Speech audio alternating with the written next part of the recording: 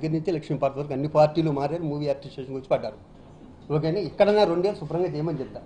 ఇది నేనేం చేస్తాను, దీని గురించి ఆవిడ గురించి ఏం మాట్లాడతాను చెప్పండి, అనుభవం తక్కువ.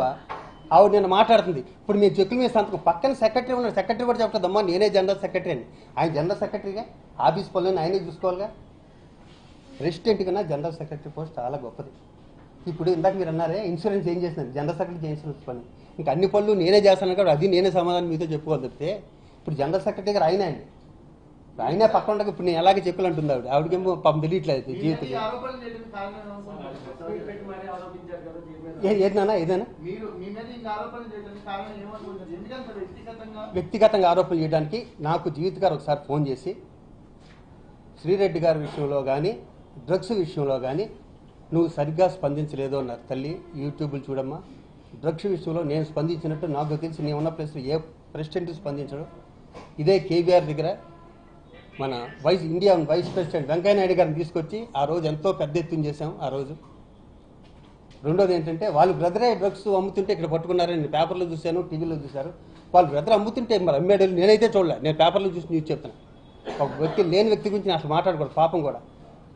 ఫలానా జీవిత గారి బ్రదర్లో డ్రగ్స్ అమ్ముతుంటే చెక్ పోస్ట్లో దొరికాడని పట్టుకున్నట్టు పేపర్లో వచ్చింది, టీవీలో వచ్చింది. దానికి నేనేం స్పందిస్తా? పోలీసుల దగ్గర నేను తీసుకురాగల హక్కు నాకు ఉంటుందా? దాన్ని నాదే. శ్రీరెడ్డి గారి విషయం ఇవ్వద్దని కామ్గా ఉండడానికి ఇవ్వద్దని జనరల్ సెక్రటరీ గారు చెప్పారు, మెంబర్షిప్ ఇవ్వద్దు అనుకున్నాం. ఇంకో చోట నుంచి పెద్ద నుంచి ఎమ్మాని వచ్చింది. నా ప్లేస్లో మీరుంటే మీరు ఏం చేస్తారు చెప్పండి. పోనీ ఒక అవతల నుంచి అడిగింది ఒక అమ్మాయి, ఇమ్మని ఒకరు చెప్తారు, ఇస్తే రాజీనామా చేస్తామని ఒకరు చెప్తారు, ఇవ్వకపోతే ఊరుకోమని ఇంకొకరు చెప్తారు. ఆ కన్ఫ్యూజు అప్పుడున్న సిచ్యువేషన్లో, అప్పుడు ఆ అమ్మాయి చేసిన ప్రభుత్వంలో, అప్పుడు నేనున్న మెంటల్ బ్యాలెన్స్లో అప్పుడు ఏం చేయాలో అందరూ కన్ఫ్యూజన్లో ఉన్నాం. ఆ జరిగిన పొరపాటు నాకు జీవిత గారు చెప్పడం అంటే ఆ రెండు నన్ను మనక్షోభానికి గురి చేసినాయి కాబట్టి నేను ప్రెసిడెంట్గా నుంచుందాం అనుకుంటున్నాను అన్నారు. మరి ఈ వ్యక్తికి స్త్రీల మీద అంత గౌరవం ఉండి జనరల్ సెక్రటరీ ఆమెనే ప్రెసిడెంట్గా చేయొచ్చుగా. ఇప్పుడు నరేష్ గారు జీవిత గారినే చేయొచ్చుగా ప్రెసిడెంట్, మేము అందరం తప్పుకునే వాళ్ళం డెఫినెట్గా. అదే అంత ప్రేమ, అంత ప్రేమ ఉంటే మరి ఎందుకంటే ఆ విషయం మీరు ఇంటర్నల్ ఇష్యూ కదా, మీరు సాల్వ్ చేసుకోవచ్చు కానీ అడిగాము.